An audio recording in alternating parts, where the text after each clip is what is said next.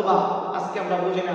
আজকে মুসলমানের সন্তান ঘরের দরজা লাগিয়ে স্টলের দরজা বন্ধ করে স্টলের মধ্যে পর্দা দিয়ে আজকে আমরা খানা খাই। অথচ একটা হিন্দু লোক বুখারা শহরে একজন অগ্নি পূজারী বসবাস করত। একদিন এই ঘটনাটা আপনার এই নুজহাতুল মাজালিস গ্রন্থে 134 পৃষ্ঠায় বর্ণিত হয়েছে। এই ঘটনাটা বিশেষ করে বুখারা শহরে একজন অগ্নি পূজারক রমজান মাসে মুসলমানদের বাজারে তার ছেলেকে নিয়ে যাচ্ছিলেন। হঠাৎ করে তার ছেলে কোনো একটা বাজার কোনো একটা জিনিস পণ্য কিনে সে খাচ্ছিলেন।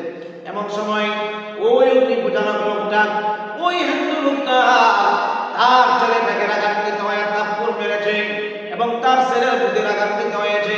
আর ডাক দিয়ে বলছে, আমার ছেলে তুমি কাজটা করলে নাকি? এই রমজান মাসে মুসলমানদের বাজারের মধ্যে তুমি খানা খাই না কেন?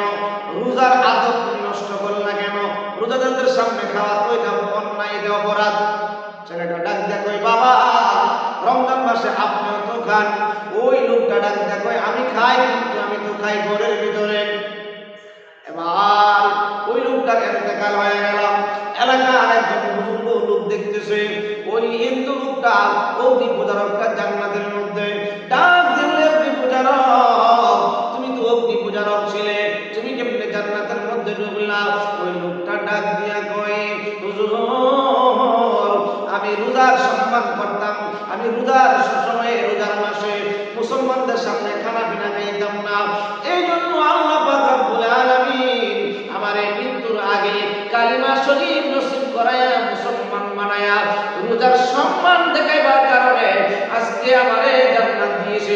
কন্যা সুবহানাল্লাহ। একটা অগ্নি পূজারক রোজার সম্মান দেখে যদি জান্নাত পেতে পারে, আমরা মুসলমান কেমনে স্টলের দরজা বন্ধ করে খাই, মাসালা দিলে পর্দা দিয়ে চা খাইতেছে, রুটি খাইতেছে? মুসলমান কেন সম্ভব? কিভাবে মুসলমানের সম্ভব হয়? কিভাবে মুসলমান এটা করতে পারে? একটা হিন্দু লোক যদি এত সম্মানে হয়, আমরা যদি মুসলমানরা সঠিকভাবে রোজাটা রাখি, জানেন একটা রোজা যদি আপনি বিনা ওজনে ভেঙে ফেলেন, তাহলে একটা রোজার বিনিময়ে 60 দিন রোজা রাখতে হবে। 60 দিন, মাঝখানে একদিন ভাঙ্গা হয়ে গেলে আবার 60 দিন। যদি তা না করেন 60 দিন মিসকিনকে 2 বেলা পেট করে খাবার খাওয়াতে হবে। একটা রোজা ভাঙতেছে, একটা রোজার সম্মান কত জানেন? একটা রোজার দাম কত জানেন? তাম পৃথিবীটা বিক্রি করে দিলেও একটা রোজার দাম হবে না। আল্লাহ পাক রব্বুল আলামিন এখনো যারা বোঝে না, প্রত্যেককে সঠিক বুঝদান করে সবাই বলুন আমিন।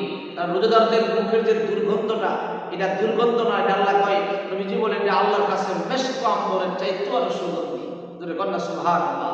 রোজাদার রোজা অবস্থায় যে কাজগুলি করবে, এটার আমল আল্লাহ পাক 700 গুণ পর্যন্ত বাড়িয়ে দিবে। আল্লাহ পাক রব্বুল আলামিন সেই রোজা আমাদেরকে হাসরের ময়দানে সুপারিশ করবে, যে রোজা কবরের মধ্যে বন্ধ হয়ে আমাদেরকে পাহারা দিবে। আমরা যেন মাহে রমজান মুবারকের 30টি রোজা রাখতে পারি। আল্লাহ পাক যেন সেই তৌফিক দান করে। সবাই বলুন আমিন।